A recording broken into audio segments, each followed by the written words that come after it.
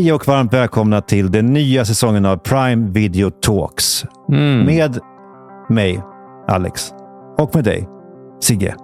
Ja, precis. Det här är då säsong 2. Vi är tillbaka varje vecka tillsammans med... Vi har en ny gäst i varje avsnitt, precis som förra gången. Ja. Där vi då dyker in i filmens och tvns värld. Våra största intressen. Ja, det är väl det som framför allt förenar oss, att det är det som vi brinner för. Och om vi kunde skulle vi prata... Permanent. Aldrig för stunden. Om vi kunde skulle vi ha pratat om det jämt i vår podcast, Alex och Sigges podcast. Men det kan vi inte. Det vågar vi inte. Nej, det vågar vi inte. Men under 12 veckor så kommer ni då att få hänga med oss här. Där vi då bjuder in spännande namn för att diskutera underhållning. Jag vill tacka Amazon Prime som gör det här möjligt. Det är otroligt härligt att få den här chansen igen. Men vi kanske ska introducera Edvin först. Vår gäst. Jag vet inte, behövs det ens? Jag vet inte, det känns nästan onödigt. Han är väl ändå väldigt välkänd. Ja, säkert. För alla som lyssnar. Vet alla att han också är en av våra svenska världsstjärnor? Det vet folk också kanske. Att jag menar att han har 2,4 miljoner följare på Instagram. Alltså mycket tack vare Young Royals såklart. Ja. Succén. Ja. Den globala succén. Ja. Men sen har han varit med i väldigt mycket svenskt också såklart. Alltså du har ju varit... Du har ju hållit på i 15 år eller någonting. Fast du bara är 20. Ja, också, men jag menar också hyperaktuell just nu med biofilmen Avgrunden som finns på svenska biografer i detta ögonblick. Ja, vi är rörda och stolta över att du tittade förbi oss här i vår lilla poddverkstad. Ja, välkommen Edvin. Tack snälla. Och idag ska vi prata om Ungdomsfilm. ja, precis. Coming of age kan man väl säga. Det är så kul att jag liksom i varje sms så har jag sagt olika ord. Jag började med Young Adults.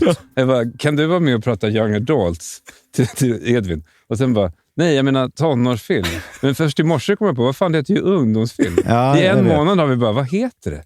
Young Adults? Det säger väl en del. Men varför kan man inte säga coming of age? Jag älskar det uttrycket. Därför att coming of age kan handla om en 60-årig kvinna som hela livet inte har levt. Som har varit ihop med någon vidrig man och nu äntligen så flyttar hon till Norrland och skaffar får och börjar leva. Det är inte coming of age. Absolut inte. Jo. Coming of age är ju ungdomsfilm. Alltså det handlar om Då har jag missförstått allt. en ung person som står på tröskeln till att bli vuxen. Jag trodde att det betydde... Alltså, jag håller med om att det är 95% av fallen. Jag tycker att det är en simpel förklaring av det. Jag håller med i Sigge, tror jag. Ja, det är klart att du gör. Ja, men det här menar, det är klart att du gör det därför att det var det första jag kände när jag kom in, att det kommer bli en lång timme därför att det första som hände, jag måste berätta för lyssnarna, för jag vet inte om vi fick med det här, men det var otroligt smärtsamt. Det var ju när Edvin berättade om någon parkbänk. Alltså jag kan knappt återge det. Det var, för det är nämligen så att Edvin har varit huvudrollsinnehavare, eller kan man säga så? Nej, det skulle jag inte säga. Ja, men en av skådespelarna i Sigge Eklunds regidebut, som heter En del av dig. Ja, och tydligen så var det så då att under de här långa kreativa samtalen på en bänk på Söder, där Sigge satt med Edvin och Felicia Maxim som också spelar, så var det då tydligen så otroligt så djupa, sanna samtal. Så att som någon typ av symbolgest då, för vissa uppskattning, så hade du och Edvin och Felicia köpt en plakett. Men det här är... Du fortsätter... borrat in den i bänken. Ja. Bara stod det där. Alltså det behöver man inte säga. Jag vägrar åt det. För att jag känner nu att det här var ett starkt misstag. Att ta upp det här. För att du kommer aldrig förstå det här, Alex. Alltså du kommer aldrig förstå. Du måste ha varit där. Alex har ju hans erfarenheter av att jobba med skådespelare är också Christer Henriksson. Som aldrig mer vill prata med Alex. Jag tycker att det har varit det har varit en tydligt upplägg. Att vi i varje avsnitt pratar om en viss genre. Vi kan hålla oss ganska löst till det. Men vi bestämde oss, eftersom du har ju spelat ungdom, för du har varit ungdom. Ja, men det känns som att du är som gjord för det här ämnet, ja. Ja, ungdoms... du kan ju knappast spela någon som är äldre. Alltså, nej, precis. Däremot kan han ju vara ungdom i en vuxenfilm.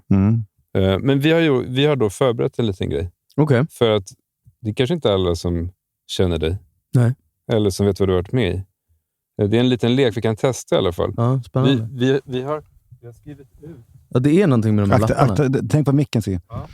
Jag tänker att det blir dynamiskt ibland, att jag försvinner. Ja, men det är så otroligt knäppt att det är jag som säger åt dig. Det brukar vara tvärtom. Ja, alltid så är det Sigge som säger, håll ansiktet närmare micken. Men nu, han är liksom som en... Vi har på 7-8 lappar skrivit ut några av dina mest kända karaktärer som du har spelat. Linus, Viktor, Fabian Kreutz. Avgrunden-killen vet jag inte vad han heter, så det står bara Avgrunden-killen. Titta, där är den julkalendern. Ja. Som ni inte tyckte om. Men vänta, jag kan inte påminna mig om julkalendern. Varför tyckte vi inte om den? Eller skitsamma. Vad var storyn? Nej, men det handlar om en familj som flyttar till den här lilla byn, Järnkroken. Ja. Där... I nutid, eller? Ja, nutid. Ja. Så de flyttar från stan liksom, till den här lilla byn. Och där är liksom alla tokiga i den här julkampen. Som hålls varje år. Och det är gårdarna som tävlar mot varandra. Ja. Och då spelar jag rikemansunge. Som liksom, Lena P.O. spelar min mamma. Och vad var Alex kritik? Det kommer jag inte ihåg. Men jag kommer ihåg att jag blev kränkt. Okay. Men jag minns att vi kollade på den hemma. Allting handlar om, så tycker barnen om det eller inte. Och om de gör det så är det bra. De gillade den. Kul. Det vi är nyfikna på här, det är ju... För här ser du ditt eget ansikte i olika åldrar och olika utstyrslar. Vilken gubbe gjorde du sämst? Jag skulle nog säga... Alltså det är orättvist. Eller... Nej, men julkalendern. Där var du svag. Ja, där känner jag. Ja, den var svag. Du bottnade inte i den där rikemans. Nej, men den satt liksom inte riktigt. Så vi hade rätt? Ja, förmodligen. Uppenbarligen. Skulle du vara rolig där också, eller? Ja, lite. Så här, jag minns det. Du var ju annoying. Ja, just det. Spela klarinett. Jättedåligt och grejer. Nej, men så att alltså, Sylvester här från julkalendern. Jag blev kanske inte... Det var en fin inspelning och sådär, men jag tänker tillbaka på rolltolkningen och är ganska missnöjd. Liksom. Jag tänker att jag kan tänka mig att det är ganska bra med resurser. Det måste vara ganska bekvämt på en julkalender. Ja, men det är ingen lågbudgetrulle där man får stå i leran. Och... Nej, precis. Det är ju kärnan av liksom svensk filmindustri också. Det är en tradition. Det ska vara på ett visst sätt. Det är en ton som liksom alltid kommer tillbaka. Liksom. Man kan bli lite låst i det där. Liksom, upplever jag. Och när var det som bäst då? En del av dig. Det finns inte mer som alternativ, tyvärr. Nej, en del av dig, killen. Vilka gubbar har vi här? Säg. Vi har ju då Fabian Kreutz. Alltså det är en bild på mig när jag är 5 år gammal. Det är det första jag gjorde. I vad då? I Mannen under trappan. Som var en thrillerserie på SVT. Är det lustfyllda minnen? Jag blev väldigt rörd när jag ser den. För att alltså om jag tittar på här nu vad jag ändå har gjort så känner jag jag gjorde det. Men det är bara, jag ska säga att det var ju helt sjukt. Den listan över när vi gick in och kollade för att skriva ut de här. Det hade ju kunnat lägga typ 30 lappar här. Alltså du har gjort så otroligt mycket. Hur har du ens hunnit med, eller på att säga? Har du haft liksom lärare med dig på inspelningsplatsen? Nej, det har aldrig funkat. Jag har testat det, men det funkar inte för mig. Så hur har du gjort då för att hänga med i skolan? Stressat. Men du har ändå hängt med? Ja, jag tog studenten. Och hade du bra betyg? Ja, men faktiskt ganska. Jag hade ju ganska dålig... Alltså jag hade ju 80% frånvaro. Det är i och för sig ganska bra förklaring. Ja. Men det var, alltså, ibland, vissa kurser fick jag ju nöja mig med liksom godkänt. Men när jag väl är där så var jag duktig. Men vad sa lärarna? De bara, men det är klart du ska väga och spela teater. Det beror på lite grann. Alltså där mot slutet, när Royals ändå var en grej, så hade ju folk sett det. Då kunde de fatta. Då fattar de. Ja, men annars var de såhär, men snälla, ska du gå och liksom bli ett skåd? Alltså, tror inte att du ska... Skaffa en utbildning. Liksom.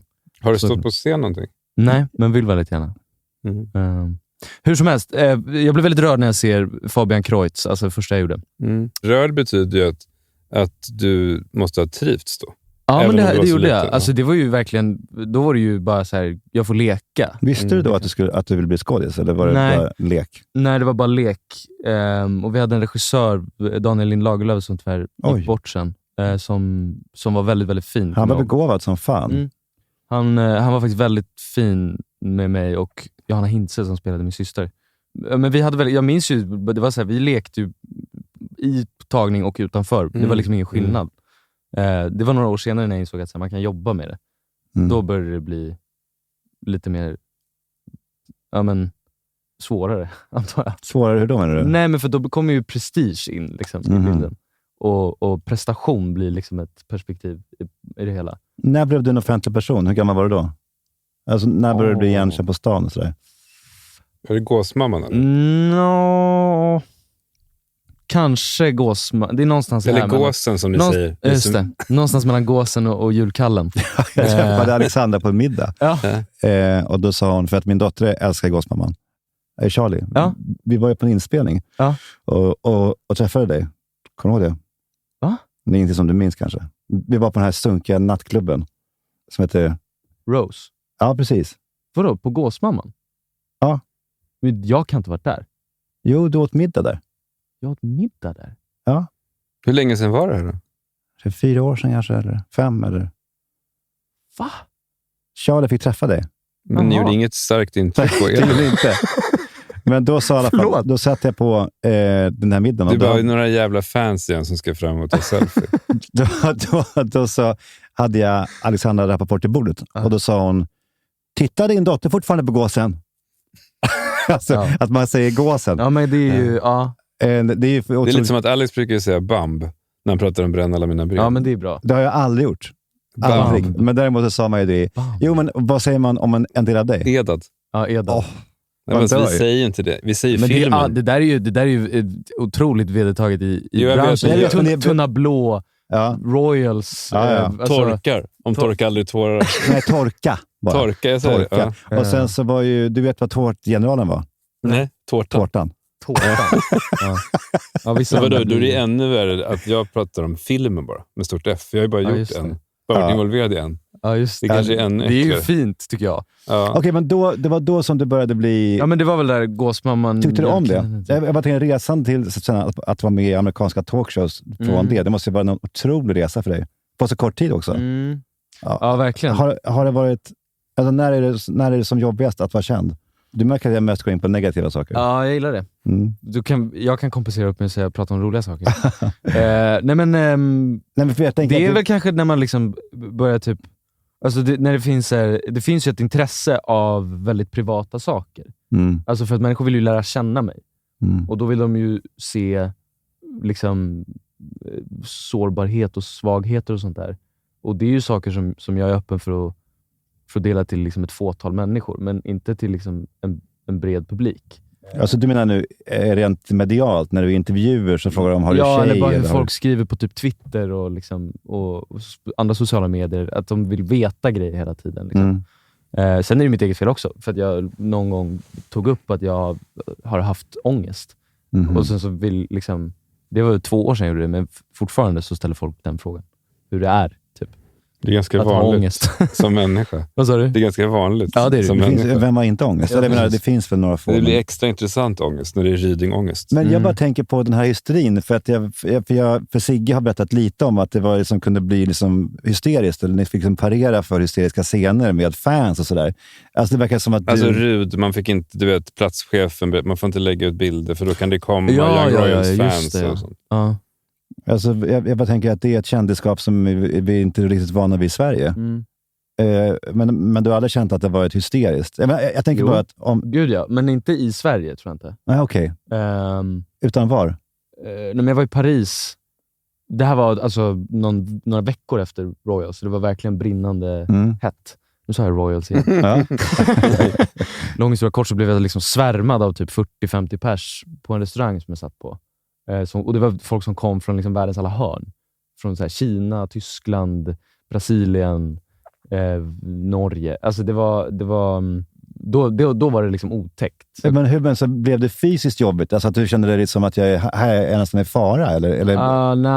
Ja, alltså för att jag kände liksom jag fick en kroppslig reaktion på det. Aha. Där liksom pulsen gick upp och klump i magen. Och liksom så här. För att det fortsatte ju också. Folk satt och så här, alltså vi satt på en restaurang och folk kom ut och då hade folk suttit och väntat i 4 timmar på att jag skulle komma ut för att de visste att jag var på restaurangen och de typ så här kom tid på morgonen till tunnelbanestationen där jag bodde i Paris och satt och väntade. Alltså folk satt hela tiden och väntade liksom så här. Jag var aldrig i fred. Det är helt otroligt. Men det tycker jag, alltså, jag har ju bara fått vara på besök i era liv. Alltså ni som är kända skådespelare. Nu under de senaste 1,5 åren. Under Edad? under Edad. Ja. Och det som jag har tänkt på är, och det är helt omöjligt för dig att säga någonting om, för du har ju bara levt det här livet som en känd person. Men det jag har tänkt mycket på är så här att kärnan i, för mig var det, och jag tror för dig Alex, att vara just mellan 16 och 26 var att man var ganska osynlig. Man kommer till en middag och liksom man känner sig inte sedd, eller man går på stan och man vill att tjejer ska se en, eller man vill lära känna den och den, och man är ganska osynlig. Nu kanske jag känner extra mycket så för att jag kanske var blygare än genomsnittet. Men det måste göra någonting med en, på gott och ont kanske, men att man inte är osynlig.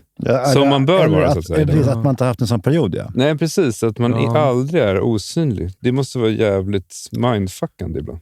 Ja, alltså det är ju lite som att så här, människan behöver det där. Att få vara osynlig ibland. Alltså så här, av olika anledningar. Ibland är det en flykt, men ibland är det också någonting man söker. På något sätt. Har ni sett The Map of Perfect Tiny Little Things? Nej. The Map of Perfect Tiny Little Jag Things. vet, det är en ganska yxig titel. Är det en film eller? Det är en film, en tonårsfilm, Ja. med Catherine Newton från Freaky. Hon är väldigt bra. Den handlar om, alltså, det är en take på Måndag hela veckan. Har ni sett en Groundhog Day med Bill Murray? 5. Otrolig film. En man som alltså vaknar upp och det är samma dag om och om igen. Man kan säga att jag tycker det är så jävla bra idé. Den börjar där Groundhog Day slutar. Alltså, den börjar med en kille som kanske är 18. Som går omkring på gatorna. Och man förstår efter en liten stund att han måste ha upplevt den här dagen 1000 gånger. Därför att det faller ner någon tunna från en höjd. Då flyttar han på gubben för han vet att den där tunnan kommer komma. Han liksom håller upp ett paraply för det kommer komma fågelbajs på någon kvinnas huvud. Han går genom gatorna och hjälper massa folk. Så man förstår att han har levt den här dagen 5000 gånger. Han är expert på den. Och allting händer precis som det alltid händer. No texture. Let it go.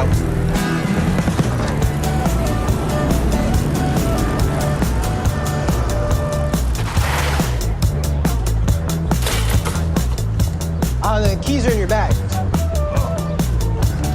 Bless you.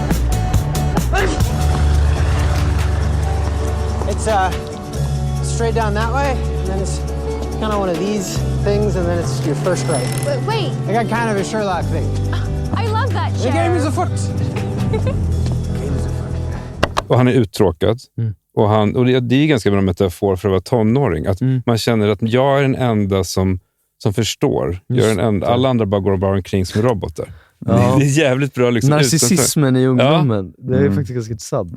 Sen en dag när han går där och gör sina uppdrag för att rädda alla de här människorna från deras små Hur orkar han fortsätta göra sina uppdrag? Alltså, verkligen. Det är ett sätt att inte bli galen, tror jag. Vad gör man om man har liksom samma dag om igen? Och så en dag när han återigen ska rädda den här tjejen från att drunkna i stadens öppna bassängpool.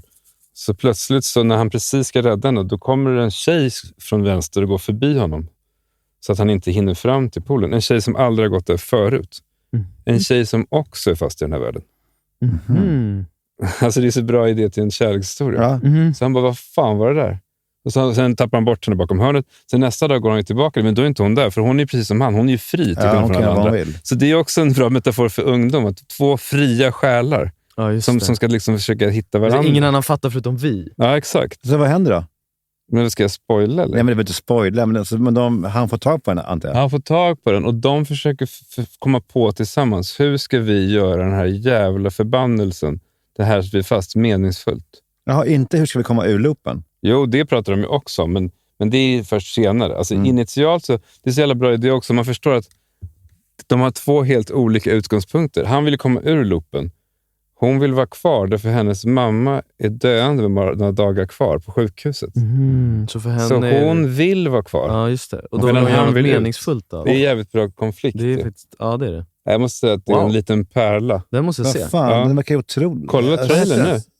The Map of Perfect Tiny Little Things. The Map of Perfect... Ja, för den heter så. Undrar vad de har för förkortning på den? Den heter det därför att de sakta men säkert de börjar rita en karta över staden där de ringar in att det som de andra människorna som bara lever på, de förstår inte hur magiskt det är att den här örnen flyger ner och tar en lax. Men de ser ju den där örnen varje dag. De går klockan 13:35 och ser den där örnen komma. Så de har liksom en tradition att titta på de här. För dem är det de här små grejerna som händer magiska. För de händer 1000 gånger på 1000 dagar. Och så ritar de en karta över staden där de här sakerna händer. Det är deras projekt för att inte bli galna. Ska vi kolla på en trailer? 5, 6, 7. Morning, Mark. Dance with me in my backyard. You're looking super fine in your corduroy. Hey, man. Hey, so I met this girl. Hi. Hi, I'm Mark. Dude, I saw you last night. You didn't tell me anything about the girl. This is gonna sound really strange. I was wondering, are you experiencing any kind of temporal anomaly? Listen, we're stuck in a time loop. You, me, everybody, same days repeating over and over again. Like in Groundhog Day and Edge of Tomorrow. Except only me and this girl Margaret know about it, and you don't remember any of this because your brain keeps getting erased. Oh. So, what have you been up to with infinite time? Oh, you know, like solving crimes and teaching myself how to drive. What the So you're into her? Well, like I'm not into her. Men jag skulle också vilja säga att det är ju någonting också med... Nu, hur gammal är du nu? 21? 22? 20? Du har inte fyllt 21? Alltså. Nej, snart. Ja, nej, men jag tänkte säga att de typen av roller och de typer av filmer du har varit med i, det är ju någonting med tonårsskildringar som slår allt, tycker jag. Jag har ju sagt det nu eftersom den här filmens Edad handlar ju om tonåringar. Att det är väldigt svårt att tänka att man skulle göra filmer om någon annan grupp människor än tonåringar, eftersom inte bara karaktärernas känslor är liksom dubbelt så starka, för man är så sårbar och liksom laddad i den åldern, men också publiken. För jag satt igår och funderade på liksom bra tonårsfilmer man har sett. Och när man kommer på liksom en kärlekshistoria av Roy Andersson, fucking Åmål och så vidare, alltså den känslan som man har fått för de filmerna. Alltså men vad har ni för relation till den genren då? Alltså, extremt stark. Det var därför jag ville göra den här filmen. Ja, extremt stark. Nej, jag funderar på... Jag tycker att när man får till de där filmerna så blir det ju väldigt starkt. Ja. Det är ovanligt att de är bra, ja. De är oftast dåliga. Ja, jag menar det. Men när det väl händer, då är det ju faktiskt... Det är faktiskt helt sensationellt. Men det är också någonting, ju äldre jag blir desto mer... Det finns också jag antar att sentimentaliteten och längtan efter den tiden blir starkare ju äldre man blir. På något sätt. Men kan det inte handla också om att man minns den där tiden 16-26 när man var osynlig? Alltså det är så djupt rotat i det. Det betyder så mycket. Liksom. Man hade inte skydd heller. Man hade inte skydd. Nej, som man har idag. Allt var livsfarligt. Liksom. Ja. Och när man... Eller vad? Alltså, gud, jag ska... Men du har nog åldrat snabbare. Ja, det har jag. På grund av det du har varit med om. Än genomsnittet. Liksom. Ja, jag skulle säga det framstår inte som en 20-åring för mig, kan jag säga. Nej, men jag tror att anledningen till att 95% av alla ungdomsfilmer misslyckas är att de är för snälla. Alltså det finns ett skyddsnät i dem som inte påminner mig om hur det var att vara 17. Alltså de är nästan som en förlängning av barnfilmer i det att de är liksom... Om man kollar på de som är bra, har ni sett 8th Grade till exempel? Nej.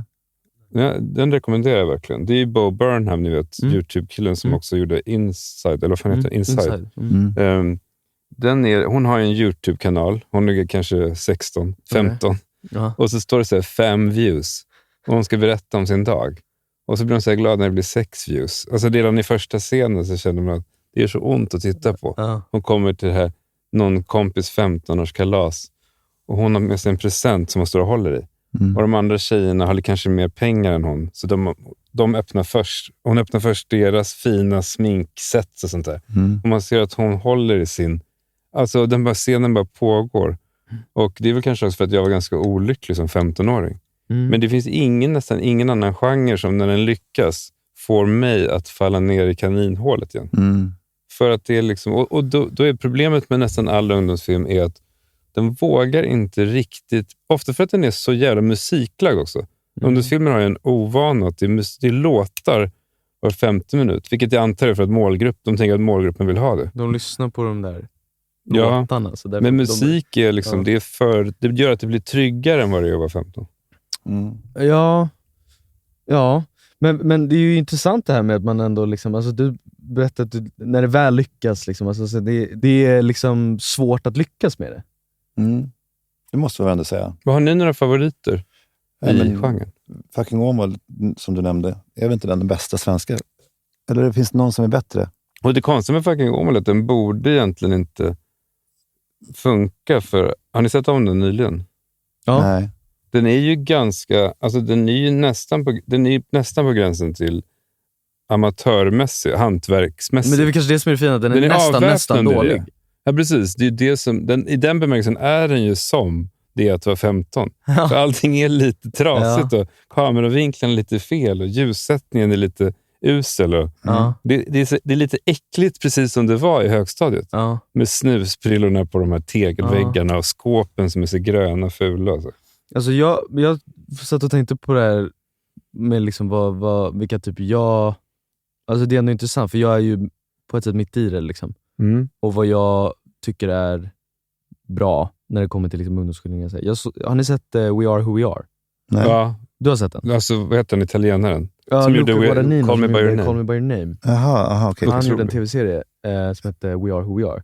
Det är alltså, det för mig tror jag är den bästa ungdomsskildringen jag har sett. Liksom. Det är ett mästerverk. Men det är ju för att han också vågar vara lite strukturlös. Ja. Som det är att vara tonåring. Alltså, det är men inte han vågar ju vara lite äcklig. Ja, men det är inte storyn är lite vag.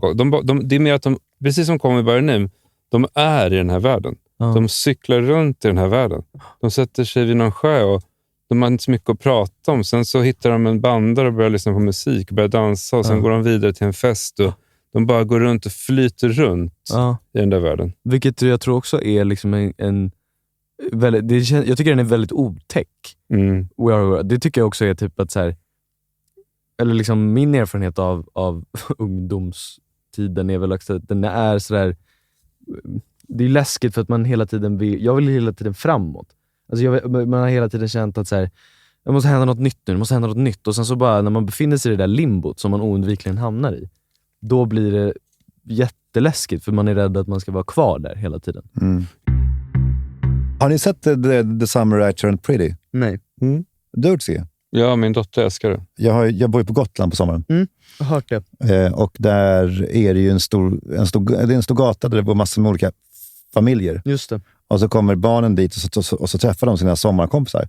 Och varje år som man kommer dit så är det som att det är nya barn. Det händer ju så mycket under de här åren. Så ett år är ju ett liv på något sätt. Ja. Och någon som var en flicka förra året är nu en tjej så att säga. Just det. Och 2 stycken som var bästa vänner förra året, de hittar inte alls varandra nu. Därför att det händer så jävla mycket. Det är en spännande start för en serie. Ja, jag tycker det är modigt av dem. För att egentligen 2023 så... Jag blev ganska förvånad. Men jag blev också jag tycker det var uppfriskande. Det finns redan i titeln, The Summer I Turned Pretty. Huvudpersonen har ju varit så här, hon har i alla fall känt sig ful. Och nu så har hon fyllt, jag vet inte, 15. Och hon har kommit till puberteten. Och blivit snygg, och det betyder allt. Och alla i byn vänder sig om. Och liksom så här, pressbyrå, eller på att säga, vad heter det? Alltså, lantaffärskillen bara, vem är du? Va? Är det du? Du har blivit så snygg. Liksom, det känns så men man älskar ju att den är ärlig, för så är ju livet. Alltså så kan det ju vara när man är 15. Att man kommer dit, som du pratar om på Gotland, och alla vänder sig om. Och min dotter kallar det att man har fått en glow-up. Eller det är väl ett vedertaget koncept. Liksom. Den personen har fått ett glow-up det här året. Och det tycker jag älskar att de vågar gå dit. För det är så många ungdomsfilmer som ska vara så snälla och så korrekta. Den går in till någonting som är en ganska ful grej i oss människor. Men som man måste erkänna är väldigt viktigt i den åldern. Alltså utseende. Men vad gör de av det då? Alltså, hur mycket alltså alla hennes spelregler, naturlagarna förändras ju. Men det grundas i att hon nu helt plötsligt är snygg. Ja, så enkelt är det. Men funkar det verkligen? Ja, det funkar. Alltså sen är den är ju ganska glättig. Det är ju kanske inga komplexa, djupa dialoger eller så. Men jag älskade att varje scen blev laddad med att hon för första gången blev sedd från att ha varit en osynlig person. Den kan jag verkligen rekommendera. Finns på Prime Video. My family's been going to Susanna's beach house and cousins every summer since I was a baby. Look who came back all grown up. Susanna told me that when I was born, she knew I was destined for one of her boys. I always hoped it would be Conrad. I wrangled Belly an invitation to be a debutante. Now, which one of you is going to be Belly's escort to the ball? So are you and Jeremiah like a thing? They're like basically related. I'm not going with either of you. I am going to find my own date. I don't know what to think about you this summer. You have new friends, you have a boyfriend. I don't even know who you are anymore. Is that why you threw yourself at my brother so that you could get back at me? My heart's beating really fast. You're having a panic attack. It's my mom. Men innan vi släpper dig, Edvin, jag måste bara fråga nu, för att det är så jävla spännande när du är i den här fasen i livet. Kommer du nu att göra roller i USA eller kommer du vara kvar i Sverige? Eller vad är planen? Vad vill du? Nej, jag vill jobba i USA. Du har en amerikansk agent, ja, som väldigt snäll brittisk man som heter Matt. Men jag tänker att du måste väl ha fått massor med anbud från USA. Ja, men det kommer en del grejer, men jag försöker ju vara ganska liksom noga, ja. Första intrycket kommer vara så viktigt vad du gör först då. Ja, det är mycket möjligt att jag gör det till en större grej än vad det är. Vad liksom folk ska tycka om mitt första internationella projekt på det sättet. Liksom. Det var ju alltså den äldre generationen svenska skådespelare, jag tänker på Alex Skarsgård och de där. De gick verkligen in för det. Jag minns att de lärde sig engelskt uttal och liksom, de gick all in för att liksom slå i USA. Har du också börjat liksom gå på coaching för språk och för att få en amerikansk accent eller sådär? Nej, alltså det är någonting märkligt med min engelska. Så jag pratade liksom med någon form av... För mig, jag har alltid tyckt att det har varit väldigt kul med imitationer. Du har ju hört min Sigge Eklund-imitation. Får jag höra? Nej, har jag. Ja, kommer du inte ihåg? Fan, vad kul. Okej, får höra då. Ja, men det är liksom... Men jag tycker det är så fantastiskt fint egentligen att vi kan sitta så här när man tänker efter. Att det är liksom... Det är en sån magisk stund, och att vi får dela det med varandra är ju typ det är ju typ det finaste som finns, alltså när man tänker efter liksom. Monoton död fisk. Men jag känner ju kärleken. Så också säger floskler. Ja, men jag ser ju vad som betyder någonting. Det är jag väldigt glad för att jag liksom har lärt mig. Vem kan du mer härma? Vilken gubbe gör du bäst? Nej, men nu, alltså... jag orkar inte sitta här och dra massa invitationer. Det känns så... Jag gjorde det en gång i Helenius hörna och hade jättemycket ångest efteråt. Vem hyrde du då? Då gjorde jag Donald Trump. Det var jobbigt var det. Men jag går ju liksom runt och gör... Alltså så här, nu, jag såg den här The Offer. Har ni sett den? Nej. Som Gudfadern. Ja, om Gudfadern. Den här... Man älskar ju den här italienska där. Ja. Leave the gun, take the cannoli, how you doing? It's good to see you. Alltså den grejen är ju väldigt kul. Men jag tycker om att göra de där imitationerna. Så med min engelska så tror jag att det alltid har grundat sig att jag bara härmar hur jag hör andra prata. Så väldigt länge så pratade jag med brittisk accent. Typ utan att ha satt min fot i London. Du kan ju spela annars liksom rysk terrorist och sånt.